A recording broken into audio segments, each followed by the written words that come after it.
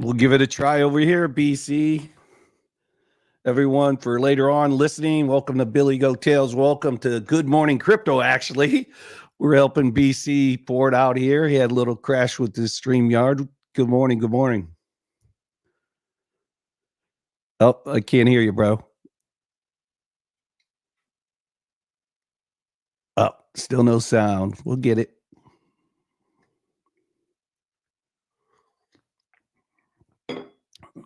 Nothing. Can't hear anything. Let me make sure I can hear. Tex-Mex, Biomex, Yep. boom, boom, boom, boom, boom. Get BC's mic working here. These guys are going to be so confused. Is it working now? Oh, I got sound, but it's kind of garbly, so it's not clean. But I heard it. Sound like you had a voice changer on or something. My PC crashed this morning. Let's see. That's getting better. Well, I just had to turn on. I had to turn on my NVIDIA broadcast, and I don't know what's going on. It's been all kinds of messed up this morning. So actually, when you're a little further away from the mic, it's clean. When you get close, it sounds like that deep blah, blah, blah, kind of thing. But if you're like right here, BC, it sounded pretty good. Well, there we go. Is that better? Yes, it's a little low in volume, but a lot better. Let me. Oh, well, that's why. I don't know what. It rechanged my settings after that reboot, and it put my natural mic volume at 8. Okay. So, I don't know what's going on this morning. My PC's all on the fritz. We probably need to let the crew know what's going on, right? Yes. It's okay, man. This is live. I'm letting everyone know right now. I've never had so many problems. Because, so when I started earlier, my PC crashed. And when it crashed, everything just kind of went to crap afterwards. So I'm going to send the link over to everyone there.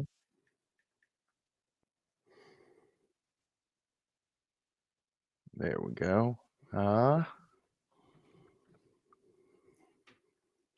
I got that all shared on the Piper Academy one. And I guess I'm just going to end that stream because it is a no-go. Yeah, All man. right. Well, that is not how I expected my morning to go. How is it your morning going, Billy? A lot better than that, brother. I got up, made my coffee, checked my crypto, found some wow. Oh yeah, been a good night, so was really happy with that. Actually exited a position that I had. Yeah, no, my morning's been surprisingly good, BC. I'm sorry. Hey, it happens. I don't even know how Streamlabs crashes, deletes your profile, and then can't find its own backup. So I'm pretty sure it corrupted some files. So that was a joy. But hey, I'm up on my HODL bags. So that's a great thing to see. I know you took an ETH trade yesterday. So that wow. 24% to the upside in a day on Ethereum. That's what people have been waiting for, That was quite the nice catch there. Yeah, actually, and so I don't take all the credit for this because I watch all of you guys, right? I watch Frankie and watch Lifer, I watch Army Piper and Alex O and everybody, Tom Crown, and so I just was happening to catch Lifer at the end. He held a ETH trade for over a week. Even when he was in Dubai, he had opened that ETH trade up, and so he was sharing it throughout his trip. And he's been back all week, right? So I've been keeping my eye on his ETH trade. And when he exited it yesterday, he had said well, this still looks good, but I'm taking my money, which I was like, yeah, man, I would too. But I looked at the charts and everything was just like, this thing to me, the way I look at my confluences and what I say, this is a good trade for me. I was like, this looks like a great entry point. And I jumped in and, 356%. I had 20X on it. I think this is like 356% or something like that. I sent it to you, but I can't remember exactly but it was a great trade. And then this morning when I got up, that's what I mean. I was so excited. I jumped. I was like, oh, time for me to exit.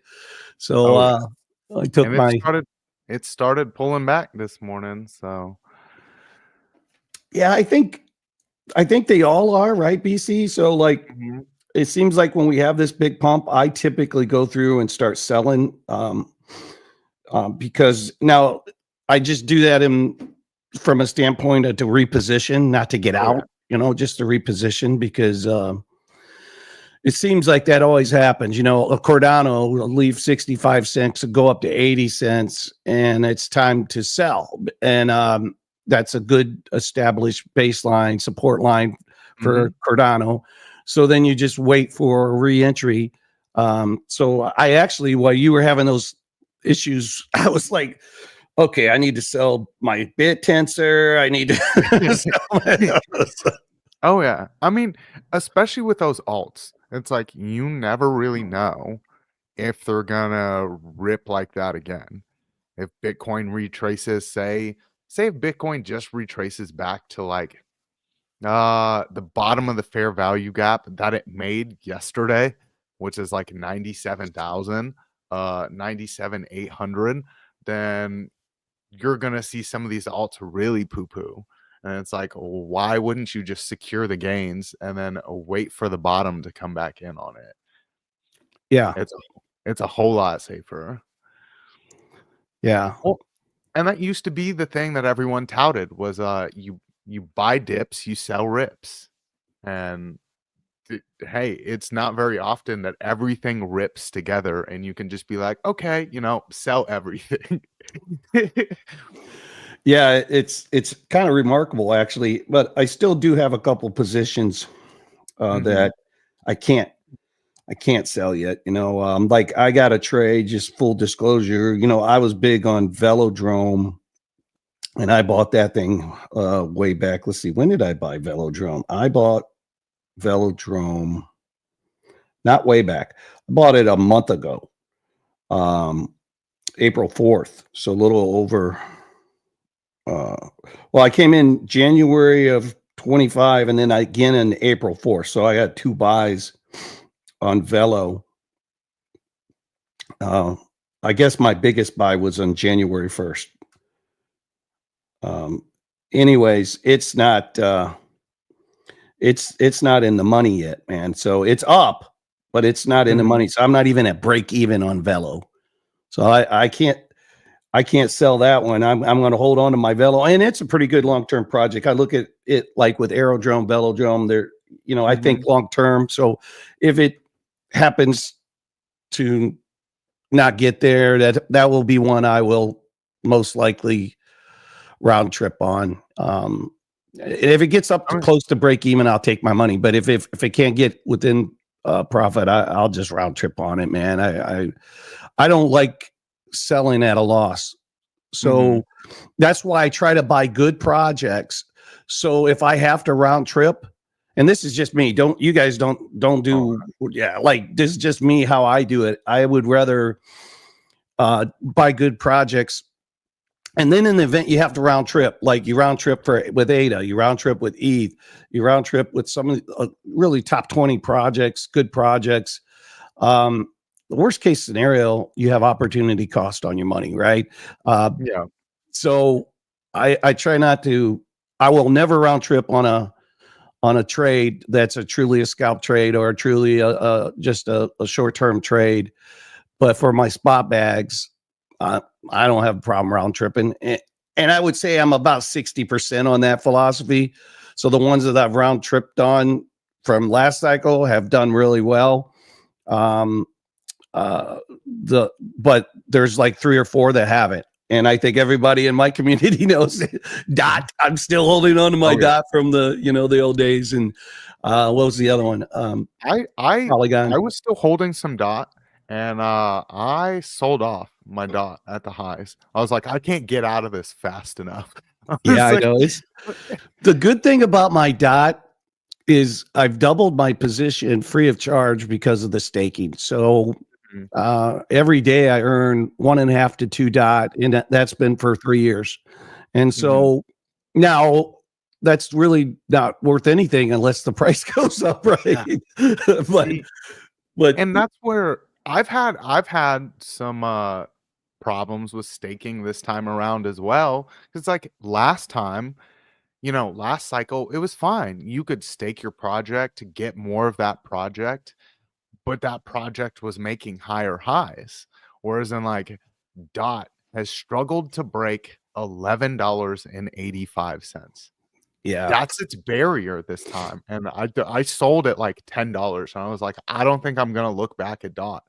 Because I was staking and getting like 15%, but like 15% of something that doesn't really like make higher highs or anything. it doesn't. It's like Yeah. worries to me. It does. Yeah.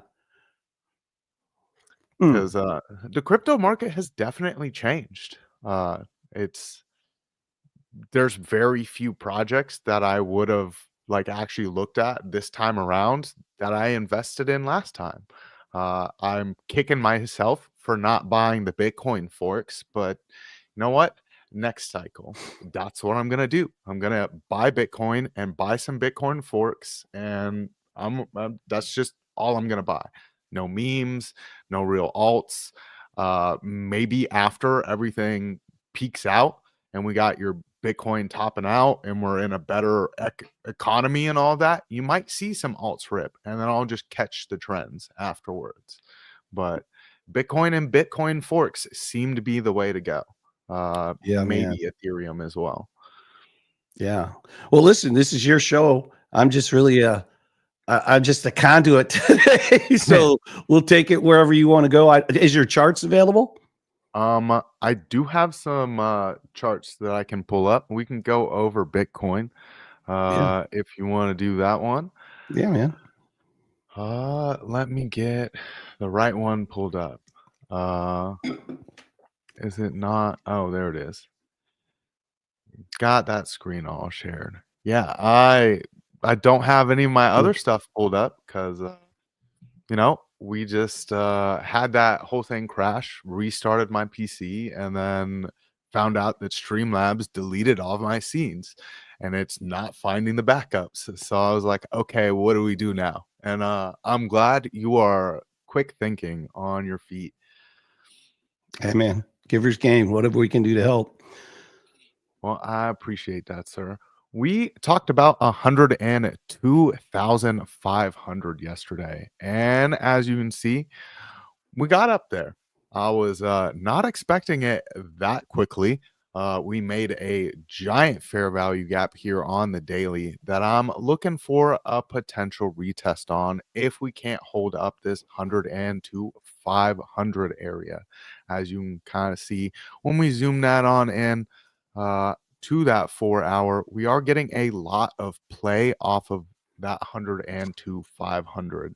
We do have 2 candle closes on top of that, and we're printing a red candle right now, seeing a little bit of green money flow still. So that is a little bit of hopium there, but your oscillators are extremely overheated. As you can see on the daily and the 4 hour, getting the curvature.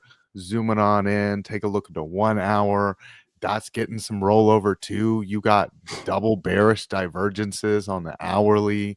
This fair value gap is really, really hollering on the higher term time frames to be retested if we don't hold up that 102,500.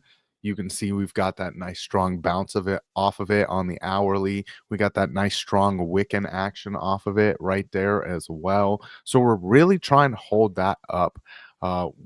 It's gonna just depend on this money flow.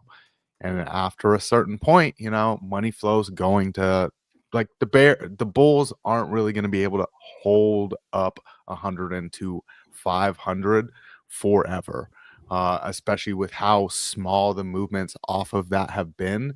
You're seeing some nice giant wicks to the top side of these candles on higher term time frames. It does look like a little bit of some exhaustion is coming in, so I would kind of look back down at about that $100,000 range. Nice psychological number. It's also the midline of our fair value gap. We do have some liquidity in that area as well. There was these longs from before here. So there's some liquidity sitting in this area. There's also some liquidity sitting at the bottom side of the fair value gap at 97,800. So another area to kind of watch for if we can't maintain that 102 500.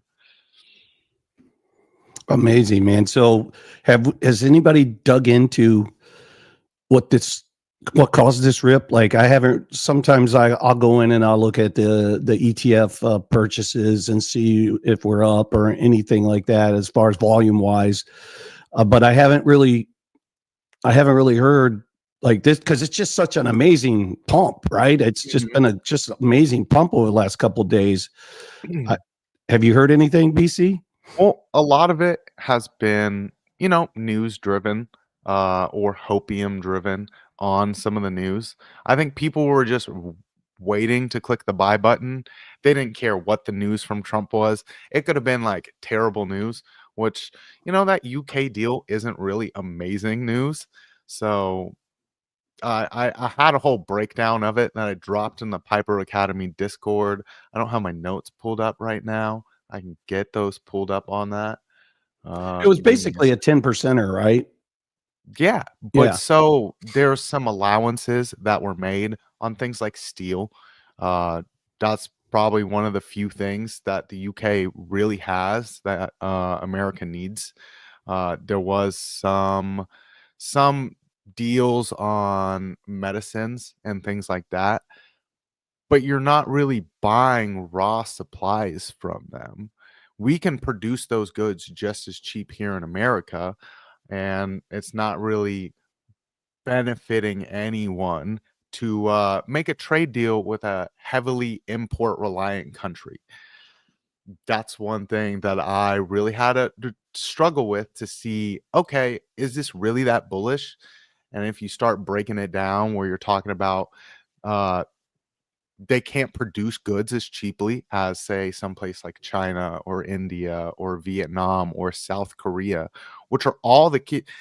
Those are the key countries I've been waiting for to really get bullish. I think the markets just wanted to buy any news that Trump had to say. He was like, "Oh, it's so bullish, UK." It's like he talked about some car deal, some car parts and stuff like that. Britain doesn't really make that many cars. Yeah. That's not like what they're known for. So you do I have wonder how places. many, if they do supply the supply chain line for our, like if we have anything over there, because I know, and I'm not certainly haven't been keeping up with it, but I know that there's like these different tax rates for if you are making the parts versus making the whole car.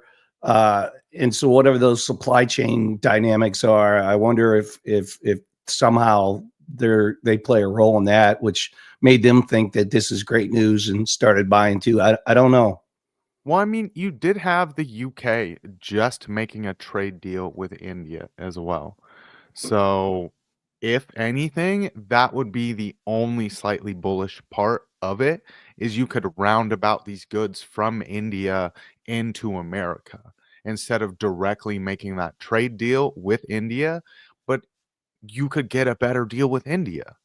There's quite a few areas where they're just not really gonna help us too much.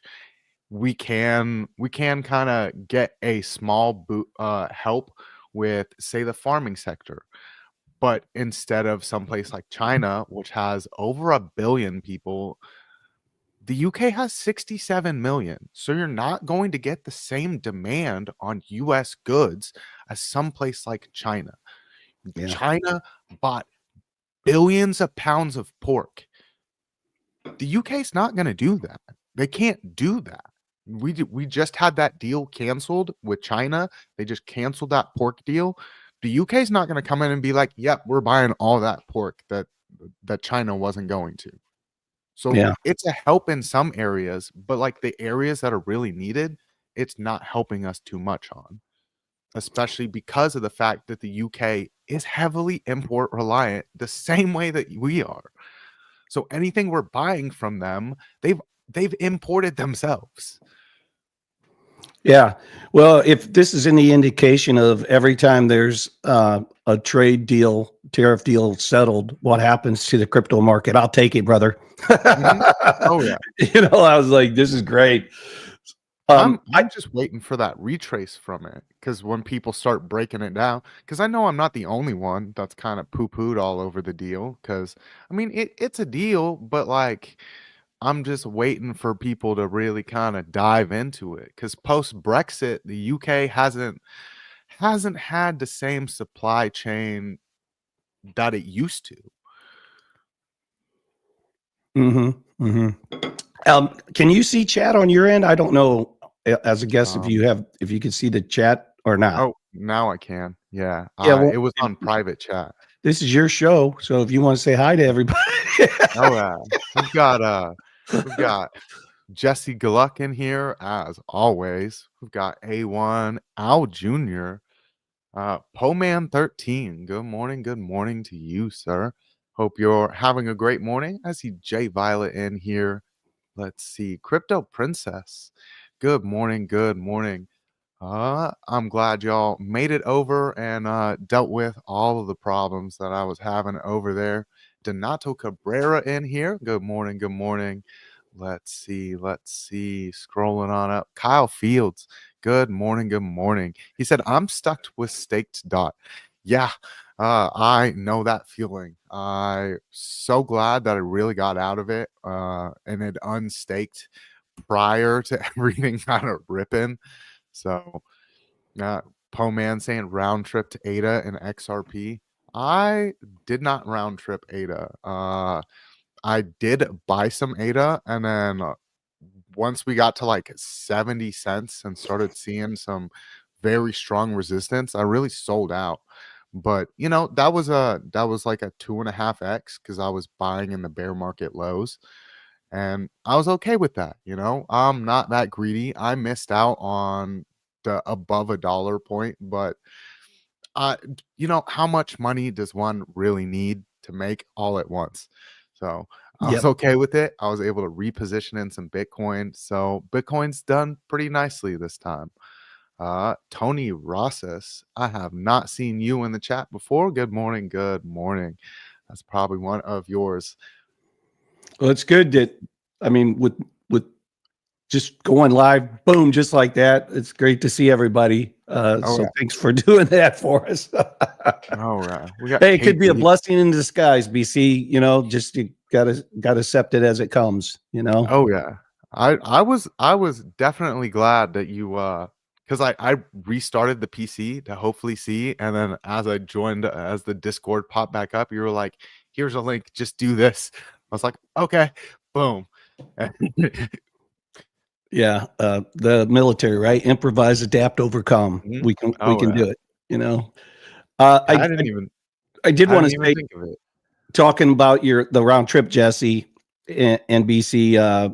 I round tripped ADA and XRP. So I've owned my XRP since 2017. So I've really round tripped that a couple cycles.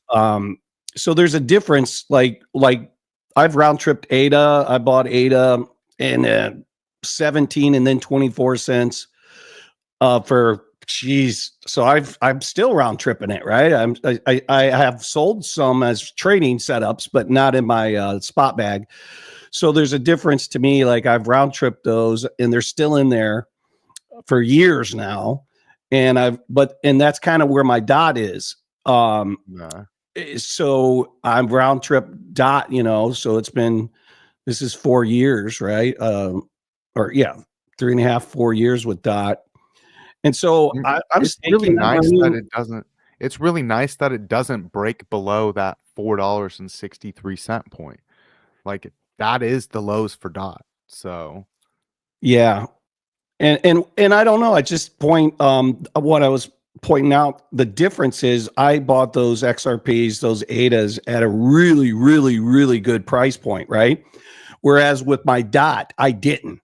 If you back your chart up there, go up there to the $50 range. I bought my first DOT at like $50, at 48, something like that, really close to $50. I remember that. And I've been DCAing into that spot bag.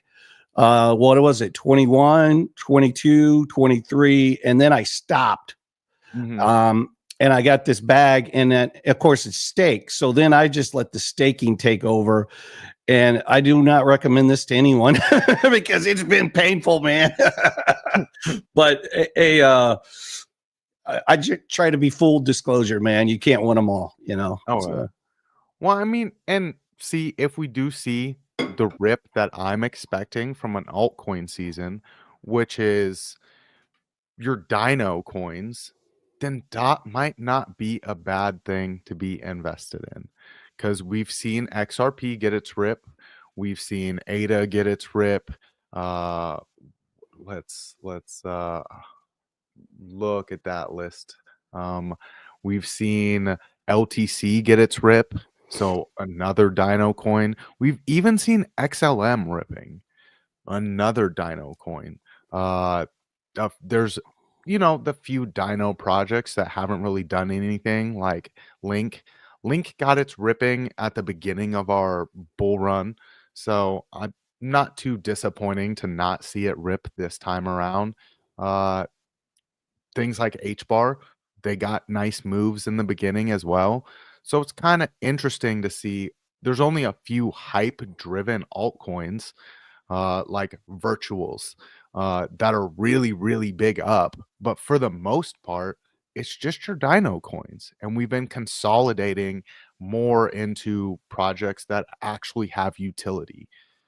So it looks like we're going full cycle in the crypto space. JR, he's like, boo boo, PC, my trades went well. My $1.48 account is now. Wow. Great for you, JR. He hammers it. He's making trades all the time. He is always trying to make that money. So that's not too surprising. The trade deal is positive progress, and there's no reason to belittle it. It creates momentum to help more deals go through. I mean, yes and no. You'd rather see the strategic right deals made, where it's like, how much are you really benefiting from this trade deal? Is it more just for appearances? Where it's like, you could get better deals from Canada. Much better deals. A lot of cars move through Canada. They have a lot of oil there. There's better trade deals to be made. If you're talking about needing to supplement China and China's manufacturing, the UK is not a manufacturing hub.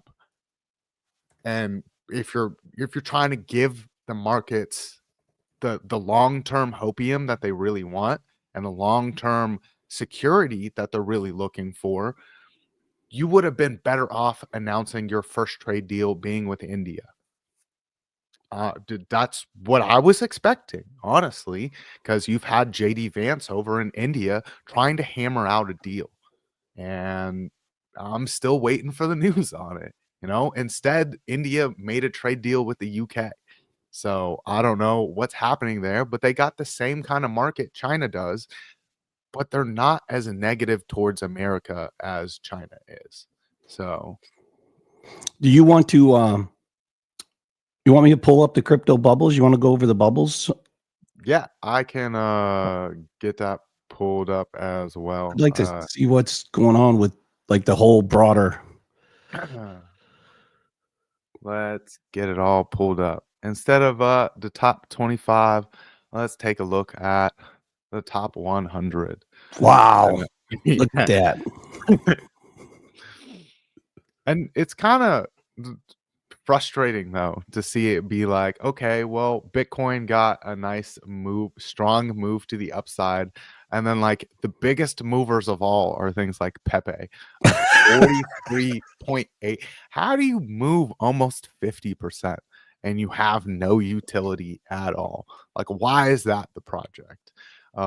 Brett, I saw it was up 40, almost 48% the other day. I did talk about a short on Brett the other day in our Discord. So, or no, it was on OC's show last night. I was like, Brett short potentially. It's started to retrace. But you really can't beat days like this. And I think your idea of maybe looking at the reallocating your funds a little bit lower is the smart move, because you sell your rips, you buy your dips, and I don't think we're gonna see a whole lot more rips like this on the entire market overall. So if there are any projects that you've been really, really down on, you might get another rip day like this, but not very many more. So if you are a little bit underwater and this puts you a little bit closer, maybe look at reallocating. Not financial advice, but that's what I would do if I was underwater on a project, because I almost held Injective all the way down. So I would definitely be looking at potentially reallocating Injective if I had still been holding it. So A1's sorry, y'all. This BC thinks he's got his. No, BC's a great dude, man. He's just giving his listen at Billy Goat Tales. We don't want everybody to think alike. And on BC Port and Army Piper, we love the different opinions, man. We love the different thought process. It doesn't mean you're right or wrong. It's just like that's how the world goes around. And that's the problem with our politics. Nobody can be on the opposite side and just chat and still love each other. Still, like we got to be able to say on crypto positions or world positions, like, hey, here's how I feel. And if you don't feel that way, don't hate me, man. I still love you. You know? So it's crazy. I've been seeing a lot of worry now because there's not that China deal to replace things where America still need things. You have your truckers union who is really, really struggling right now as the first wave of imports are starting to come in from China that are tariffed. You're seeing this slowdown of goods coming from China that won't be hitting the American shelves. What does that mean? Less jobs for shoremen, less jobs for truckers. If you don't have truckers moving these products around, guess what you're also going to see? Less need for these people at stores. It's an overall effect. We still need the goods. We are a consumer-based culture, and we import more than any other country. Those imports aren't just gonna like magically not be needed. You're still gonna need your toilet paper. That toilet paper was manufactured in China.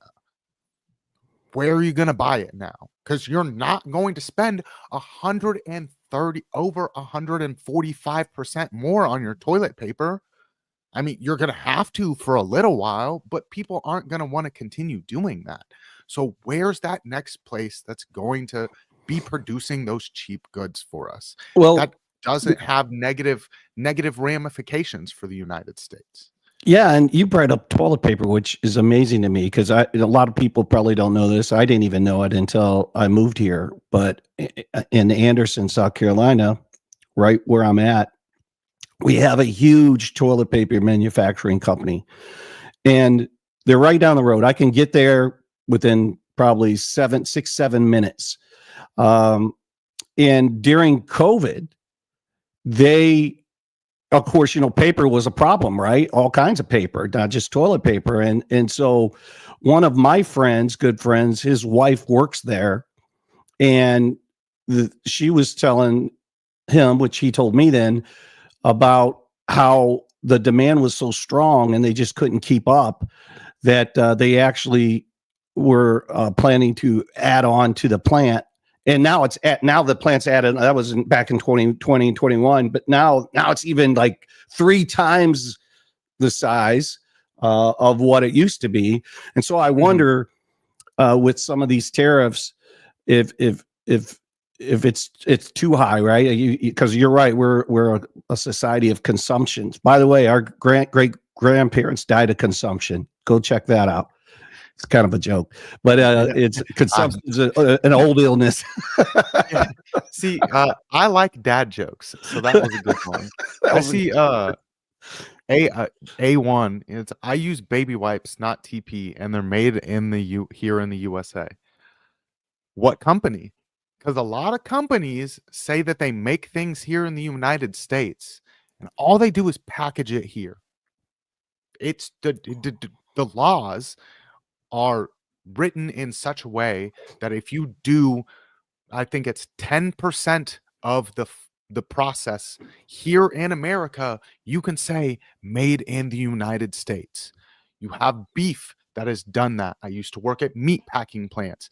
They bring in that beef from Venezuela, and all they do is they end up chopping it up here and putting it in the packages. And guess what they put on that package? They put USDA Prime. It's not USDA Prime. It's Venezuelan beef. A lot of companies do this all over the United States. Made here in America, not That's made in true. America. Just happened to be. We just the shirt's made in America. No, it was made in Vietnam, and we just screen printed it here in America. Yeah, it's crazy how that works. So BC, one thing to keep in mind, we got, I'm not sure how this will work with my scheduled premiere. So like if we're live here and I have a scheduled hard coded premiere, I don't know if it's going to boot us or kick I'm not sure. So I do want to keep, I do want to keep my eye on the clock, you know. We got 5 minutes, but do you know how that works? I don't know how that works. I have no idea either. I've never had a premiere, so I always just live stream. Yeah. No, we got like 5 minutes or so before or 4 minutes now. So if you want to talk about something or wrap up or something, because I'm afraid like if we stay live, then it might just cancel that premiere. I don't know how much time you have. You typically got to get to work. Yeah. I'm pretty close to being ready to have to head out that door. It's such a joy to have to wake up super early and wake up earlier, because I've been waking up earlier and go to work earlier. And it's like, cool, 13-hour days instead of 10. He said, oh, can we check out VeChain? Sure. We'll do a quick look at it before we wind it on down, because I got 4 minutes and I know that's here somewhere in my favorites. VeChain. Isn't that one that you were talking about too? I used to own way back in 2020. I had a big bag of VeChain, and I think if I went back and looked, the price is the same as it was way back then. Yeah. So I bailed on that one a long time ago, years ago. This is one of the few projects that actually it made a higher high here, it made a higher high here, it made a higher high here, and we're just kind of waiting to see, because it always comes back down to about the same point. So it did get that 1618 complete retracement off of its all-time highs, but let's zoom it on in, kind of look at that 15-minute in the morning. Like everything else, got that nice solid rip towards the upside, made new highs. It is in a trend of higher highs and higher lows, so that's really nice to see. Not a lot of alts are sitting like that. Let's get that moved back up. Oh my goodness, I don't know what happened with the MACD there. There we go. God. It's at that point we're gonna see a little bit of some rolling over action, My MACD's all kinds of messed up. There we go. I don't know what happened with it, but you are seeing that rollover action, but it is getting that curvature back up. So waiting to see if money flow can really hold things up here in the morning. If you do see some solid retracement off of it, let's go from the lows here to the high there. Maybe look back down. Your 50 has a lot of support there. So 02731 is that first real area I would kind of look for.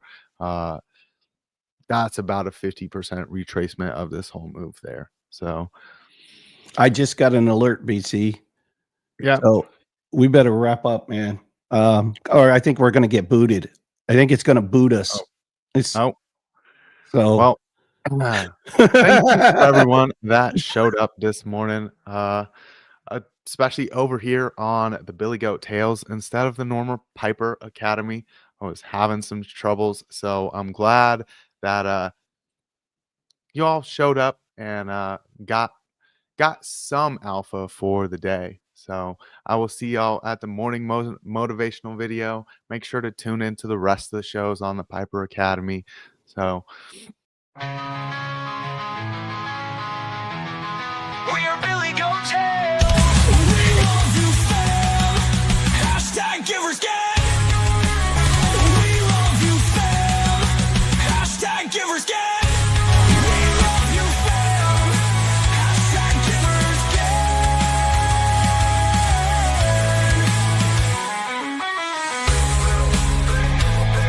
We love you, fam. Hashtag givers gang.